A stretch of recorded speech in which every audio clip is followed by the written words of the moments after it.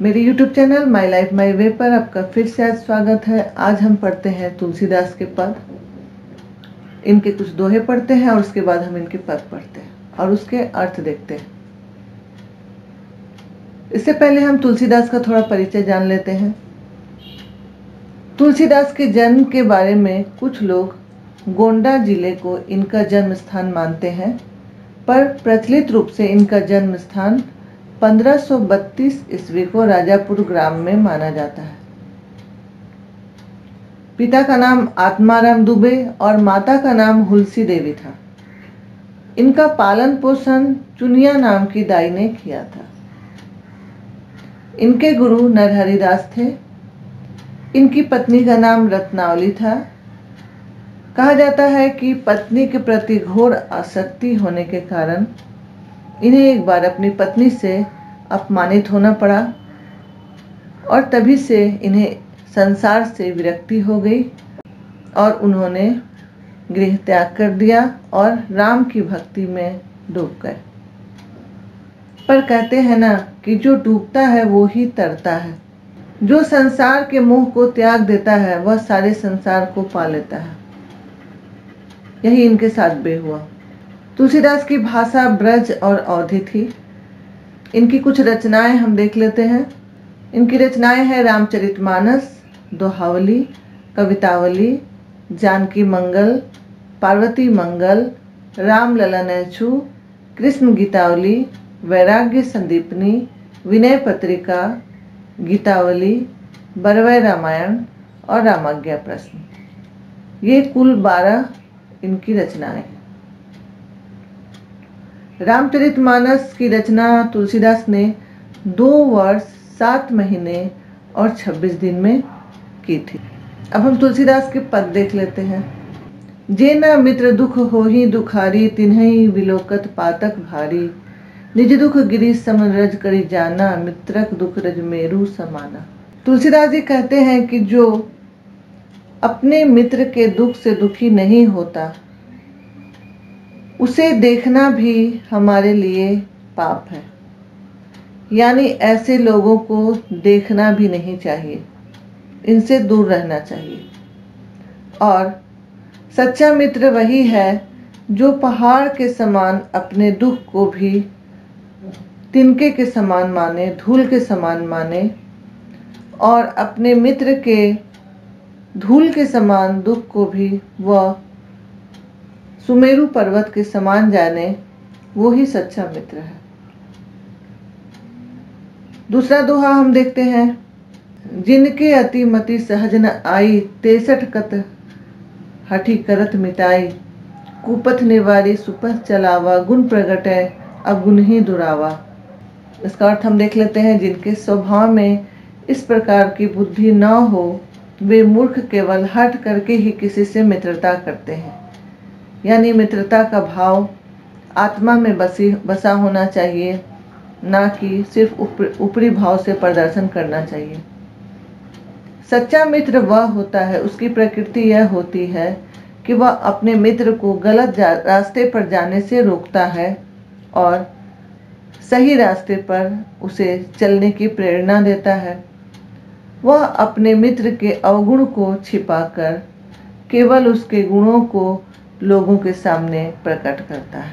यहाँ पर मित्र के स्वभाव की चर्चा की गई है कि सच्चे मित्र का स्वभाव क्या होता है। अगला देखते हैं हम दोहा। देत लेत मन संक न धरई, बल अनुमान सदा हित करई। विपत्ति काल कर सतगुण नेहा, श्रुति का संत मित्र गुण एहा। इसका अर्थ है कि लेने देने में मन में शंका न रखें, अपने बल के अनुसार सदा हित ही करते रहें। विपत्ति के समय तो सदा स्वगुना स्नेह करें। वेद कहते हैं कि जो श्रेष्ठ मित्र होते हैं उनके यही लक्षण होते हैं कि वो हमेशा दूसरे का हित करते रहें और हित करते समय अपने मन में किसी प्रकार की शंका या बुरा भाव ना लाएं। अगला दोहा हम देखते हैं।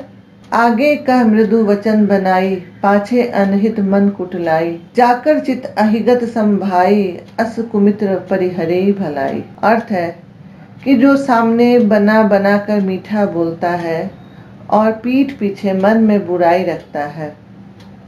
ऐसा मित्र सांप की तरह होता है जिसकी चाल टेढ़ी मेढ़ी होती है, और ऐसे मित्र को हमें तुरंत त्याग देना चाहिए। इसी में हमारी भलाई होती है। अगला हम देखते हैं दोहा। सेवक सठ निरप कृपण कुमारी, कपटी मित्र सुल समचारी, सखा सोच त्याग हूँ मोरे, सब विधि घटब काज मैं तोरे। इसका अर्थ है कि मूर्ख सेवक, कंजूस राजा, उल्टा स्त्री और कपटी मित्र, ये चारों शूल की तरह हमेशा तुम्हें पीड़ा देने वाले होते हैं। इनसे तुम दूर ही रहो। और हे सखा, मैं तुम्हारे साथ हूँ, तुम सब तरह की चिंता छोड़ दो, मैं तुम्हारा साथ हमेशा दूंगा, तुम्हारी सहायता करूंगा। अब इसके बाद हम पद को देखते हैं। जल को गए हैं लखनऊ, है लरिका परिखो, पिया छा घड़ी खै ठाढ़े, पूछी पसेउ बयारी करो, अरुपाए पखारी हो भुभुरी ठाढ़े, तुलसी रघुबीर पियाश्रम जानी के, बैठी बिलम लो कंटक काढ़े, जानकी नाह को नेह लख्यो, पुल को तनु बारी बिलोचन बाढ़े। यहाँ पर हम देखते हैं कि वन गमन का दृश्य है। राम आगे आगे चल रहे हैं, सीता उनके पीछे, और उनके पीछे लक्ष्मण चल रहे हैं। सीता थक गई है, परंतु अपनी थकान का संकेत वे राम से नहीं कहना चाहती।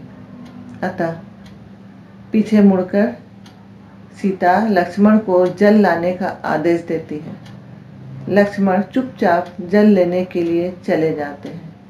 एकांत पाकर सीता राम को कहती है, हे प्रिय बालक लक्ष्मण जल लेने गए हैं, अतः घड़ी भर वृक्ष की छाया में खड़े होकर उसकी प्रतीक्षा कर लीजिए, कहीं वह राह न भटक जाए। तब तक मैं आपका पसीना पोंछकर अपने आंचल से हवा कर देती हूँ। जब लक्ष्मण पानी ले आएंगे तब आपके गर्म धूल में जले हुए पैर धो दूंगी। आगे तुलसीदास कहते हैं कि अंतर्यामी श्री राम प्रिया सीता के ऐसा कहने पर तुरंत उसकी थकान का अनुभव कर लिया और वृक्ष के नीचे बैठकर बड़ी देर तक पैरों के कांटे निकालते रहे ताकि सीता इतनी देर विश्राम कर सके। जब अधिक देर हो गई तो सीता को भी इस बात का अनुभव हुआ कि श्री राम मेरे प्रेम के ही कारण इतनी देर से कांटे निकालने के बहाने बैठे हुए हैं। इस दाम्पत्य प्रेम के इस अनुभव के बाद सीता को रोमांच हो आया। उनका सारा शरीर प्रफुल्लित हो गया और आंखों से प्रणय अश्रु बह निकले। ये इस पद का अर्थ है। दूसरा हम पद देखते हैं। मन पछितई है अवसर बीते, दुर्लभ देह पाई हरिपद भजू, करम वचन अरोहिते, सहस बाहु दस बदन आदि निरिप बचे न काल बलीते, हम करी धनधाम संवारे, अंत चले उठी रीते, सुत बनितादि जानी स्वारथ रथ, न करु नेह सबहीते, अंतहु तो ही त्यागेंगे पामर, तू न तजय अभहीते, अब नाथ ही अनुरागु जागु जड़, त्याग दुरासा जीते, बुझय न काम अग्नि तुलसी कहूँ, विषय भोग बहु गीते। इसका अर्थ हम देख लेते हैं। तुलसीदास ने इन पदों में मनुष्य जाति को चेताया है और वे कह रहे हैं कि अभी भी समय है, तुम चेत जाओ, यानी संभल जाओ, वरना यह मूल्यवान समय जो एक बार चला गया तो किसी भी तरह से यह वापस नहीं आएगा। अतः इस मूल्यवान समय को भगवान की भक्ति अर्थात भजन कीर्तन में लगाओ।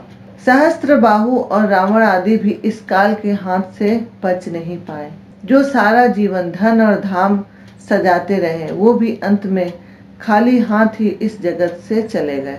पुत्र पत्नी या और भी परिवारजन सभी किसी न किसी स्वार्थ के कारण ही तुझसे जुड़े हुए हैं, इसलिए तुम उनसे ज्यादा प्रेम मत करो, क्योंकि अंत में ये सभी तुझे छोड़कर चले जाएंगे। तुम अभी से क्यों नहीं इन्हें त्याग देते हो? अब तुम नींद से जाग जाओ और ईश्वर के प्रति मन में अनुराग जगाओ।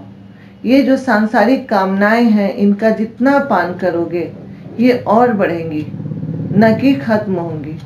जिस प्रकार विषय वासना के अत्यधिक भोग करने से काम अग्नि बुझती नहीं है, जैसे आग में घी उड़ेलने से वो अग्नि और बढ़ेगी, न कि घी से अग्नि बुझ जाएगी। इससे मुक्ति सिर्फ प्रभु की भक्ति से ही मिलेगी।